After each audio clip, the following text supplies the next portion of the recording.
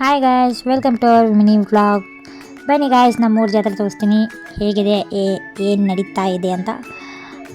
ಊರ ಜಾತ್ರೆ ಒಳಗಡೆ ಹೋದ್ವಿ. ಫುಲ್ ರಶ್ ಇತ್ತು. ಎಡೆ ತೊಗೊಂಡು ಅಲ್ಲಿ ಪಾಳೆ ಹಚ್ಚಬೇಕಾಗಿತ್ತು. ಪಾಳೆ ಹಚ್ಚಿ ಇಷ್ಟು ರಶ್ ಇದೆ ನೋಡಿ. ನಮ್ಮ ದೇವಸ್ಥಾನ ಒಳಗಡೆ ನೋಡಿರಿ, ನಮ್ಮ ಬಸವಣ್ಣ ಕುಂತೆ ಬಿಟ್ಟಿದ್ದಾನೆ. ಯಾರ್ಯಾರು ದೂರ ಇದ್ದೀರಾ ಎಲ್ಲರೂ ನಮಸ್ಕಾರ ಮಾಡ್ಕೊಂಬಿಡಿ ಬಸವಣ್ಣಗೆ.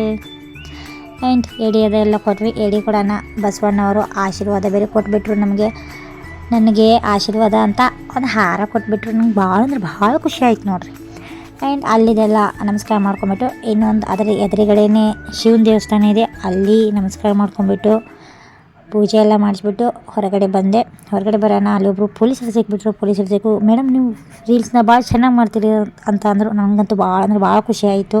Thank you sir. ಆ್ಯಂಡ್ ಹೊರಗಡೆ ಬಂದರೆ ತೇರಿತ್ತು. ತೇರಿನ ಮುಂದೆ ಒಂದು ರೀಲ್ಸ್ ಮಾಡಲಿಲ್ಲ ಅಂದರೆ ಮನ್ಸಿಗೆ ಸಮಾಧಾನ ಆಗುತ್ತಾ? ಇಲ್ಲ. ಆ್ಯಂಡ್ ಇದಾಗಿತ್ತು ಇವತ್ತಿನ ವ್ಲಾಗ್. ನೆಕ್ಸ್ಟ್ ಬ್ಲಾಗಲ್ಲಿ ಕಾಯ್ತಾ ಇದ್ದೀವಿ.